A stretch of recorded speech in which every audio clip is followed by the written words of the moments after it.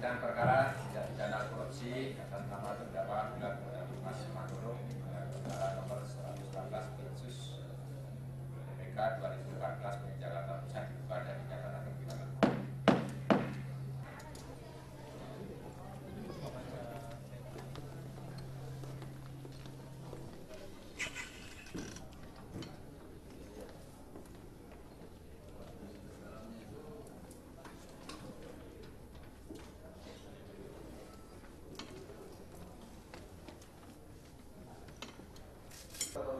Pembelaan pribadi atas nama saya sendiri Bulat Pindah Mas Manurung atas tuntutan jaksa penuntut umum nomor PUT 03 2402 2015 di Pengadilan Tindak Pidana Korupsi pada Pengadilan Negeri Jakarta Pusat.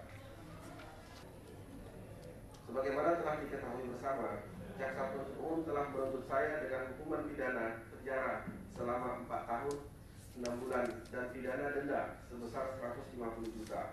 Sekalipun hati saya terasa getir dan ingin berteriak mendengar putusan tersebut, namun saya tetap berusaha tenang meskipun air mata tak terbendung karena saya berada jauh ribuan kilometer dari tempat saya berada saat ini, dari keluarga maupun anak saya.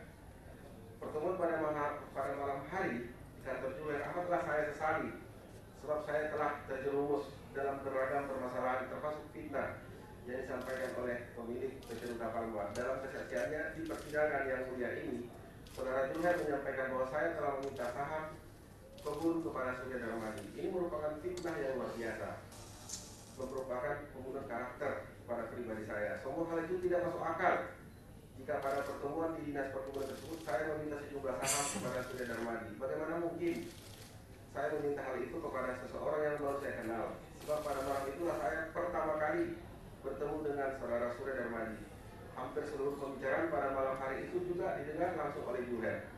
Sesudah saya ditangkap dalam dan penyidik melakukan pemeriksaan dengan intensif kepada saya mengaku secara jujur dan terbuka kepada penyidik bahwa saya telah menerima uang dalam bentuk dolar senilai 250 juta dari PT Ruta Palma.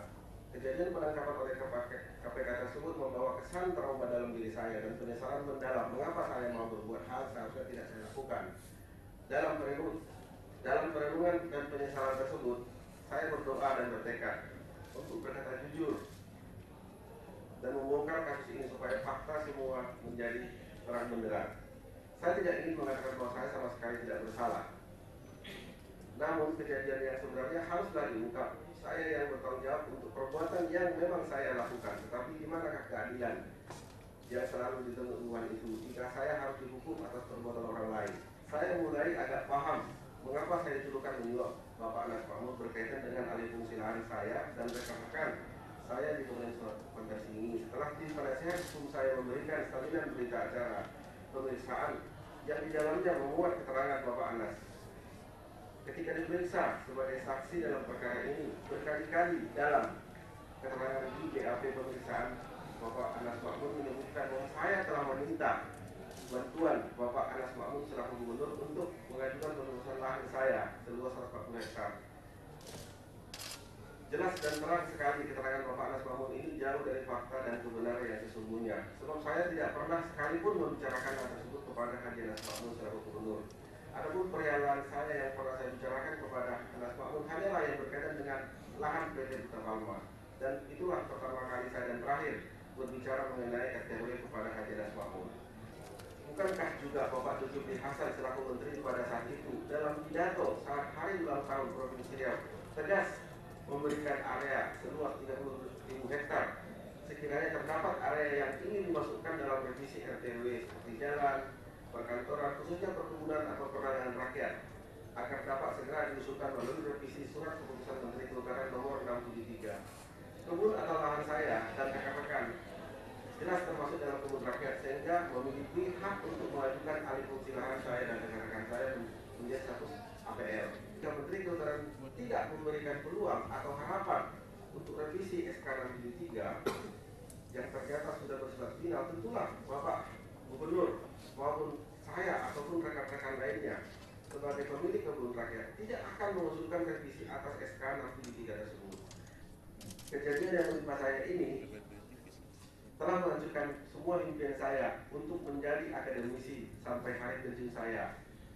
Karena dengan hukuman yang akan saya terima, maka saya akan diberhentikan sebagai dosen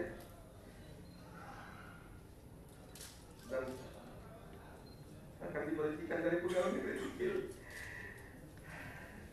Itulah yang sudah ada di depan mata saya, yang mulia. Setiap kali saya mengingat tuntutan jaksa, yaitu pidana 4,5 tahun, sungguh tak terbayangkan sebelumnya oleh saya. Melalui kejadian ini saya paham bahwa saya tidak boleh memberikan sesuatu kepada seseorang yang menjabat sebagai penyelenggara negara. Suatu kesalahan saya memang yang tanpa saya sadari. Saya sadari bahwa jika Bapak Nasmakmun bukanlah gubernur, maka belum tentu saya mau bersusah payah mencari pinjaman sebagai yang telah disampaikan sebelumnya. Saya sangat menyesal dan berharap diberi kesempatan untuk memperbaiki kesalahan saya.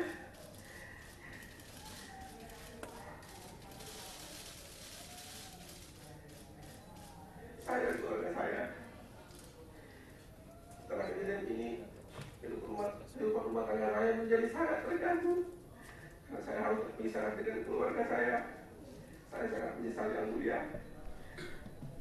Saya mengabaikan nasihat istri dan keluarga saya untuk membatasi pergaulan dan dengan ranah politik pemerintahan. Saya hanya tidak lagi peka dengan teguran itu. Istri dan anak-anak saya harus menanggung rasa malu yang mendalam dan kehidupan mereka menjadi susah. Mereka harus menanggung kesalahan yang saya lakukan. Saya sungguh sangat tidak bisa membayangkan bagaimana saya jauh dari anak saya yang baru kelas 5 dan kelas 6 SD. Sebelum kejadian ini, yang mulia, saya jarang jauh dari mereka. Kalaupun saya harus pergi ke kebun ataupun tugas dari kampus untuk melakukan penelitian pengabdian masyarakat paling lama 3 hari, yang mulia, saya sangat merindukan kebersamaan dengan keluarga saya.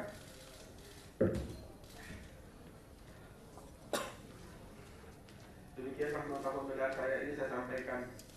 Semoga majelis hakim yang mulia dapat menjadikannya sebagai bahan pertimbangan dalam memutuskan vonis kepada saya.